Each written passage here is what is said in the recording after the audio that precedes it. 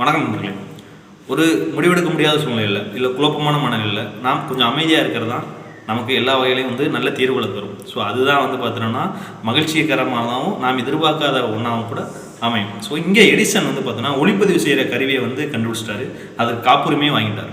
So அதையொட்டி பார்த்தோன்னா பல்வேறு நிறுவனங்களை அவரை தொடர்பு கொள்கிறாங்க. ஸோ எங்களுக்கு அந்த காப்புரிமையை விற்கணும் அப்படின்ற மாதிரி. ஸோ இவருக்கு எவ்வளோ விலை நிர்ணயிக்கணும் அப்படிங்கிறதுல ஒரு குழப்பம். உங்கள் மனைவி சொல்கிறாங்க ஒரு $20,000 $20,000 நாம் வித்தரலாம் அப்படின்னு. ஸோ இந்த கருவிக்கு $20,000 தருவாங்களான்னு எடிசனுக்கு ஒரு சந்தேகம். ஸோ பார்த்தோன்னா அதனால் முடிவெடுக்காமல் இருக்கார். தொடர்புகள் நிறையா வந்துகிட்டே இருக்குது. எங்களுக்கு கொடுங்கன்னு சொல்லிட்டு ஒரு கட்டத்தில் பார்த்தோன்னா பதிலளிக்காமலே தன்னை ஐசோலேட் பண்ணிக்கிறாரு.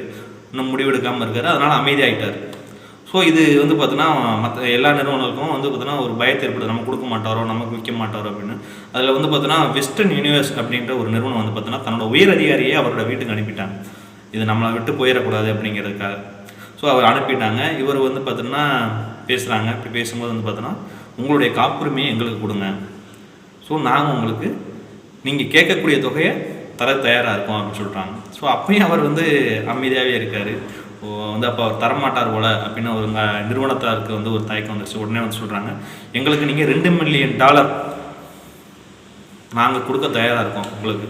நீங்கள் எங்களுக்கு இந்த காப்புரிமையை விற்கணும் அப்படின்னு சொல்கிறாங்க. இப்போ எடிசன் சிரிச்சுக்கிட்டே பார்த்தோன்னா அந்த ஒப்பந்தத்தில் கையெழுத்து போகிறாரு. அவருக்கு பார்த்தோன்னா அவர் நினச்சதை விட ஒரு அதிகப்படியான லாபம் தரக்கூடிய ஒன்றாகவும் அதுதான் அவருடைய அடுத்தடுத்த ஆய்வுகளை மேற்கொள்றதுக்கு உதவக்கூடிய ஒரு பணமாகவும் அமைஞ்சிச்சு. நன்றி நண்பர்களே.